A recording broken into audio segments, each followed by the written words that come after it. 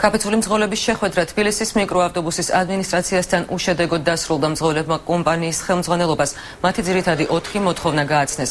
მძღოლებისთვის ინდმეწარმის სტატუსის გაუქმება, ყოველდღიური გეგმის შემცირება, მანქანების გარემონტება, მათთვის სასურველ ავტოფარეხში და განთავისუფლებული მძღოლების სამსახურში დაბრუნება.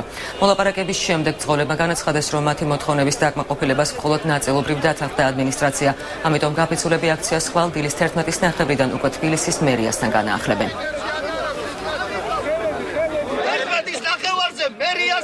კონკრეტული მოთხოვნებით ჩამოყალიბებული აქვს მძღოლებს, რომლებიც გავიარეთ, იყო ინდმეწარმის საკითხი, შესაბამისად იყო გარკვეული გეგმების საკითხი, იყო სხვა 1-2 დამატებითი, რომელზეც გავისაუბრეთ, მათთან ერთად ყველაფერი თემა გავიარეთ. ინდმეწარმობაზე გითხრათ, რომ ჩვენ ამას ვერ შეგიძლიათ, იმიტომ რომ ჩვენს კომპეტენციაში არ შედისო, მაგრამ დაგიდგებით გვერდზე, მთავრობასთან იქნება თუ სადაც იქნება საჭირო, ჩვენი იურისტებთან ერთადო. მეორე გეგმის დაკლება მოხდება ყველა კონკრეტულ ცალ-ცალკე ხაზებთან. გვინდოდა მანქანის რემონტი, სადაც ნაკლებად იაფი დაგვიჯდებოდა და ამაზე წინააღმდეგი წავიდნენ აბსოლუტურად წინააღმდეგი. ამაზე საერთოდ ვერ შევხვდა. ამ საკითხზე საერთოდ ვერ შევთანხმდით.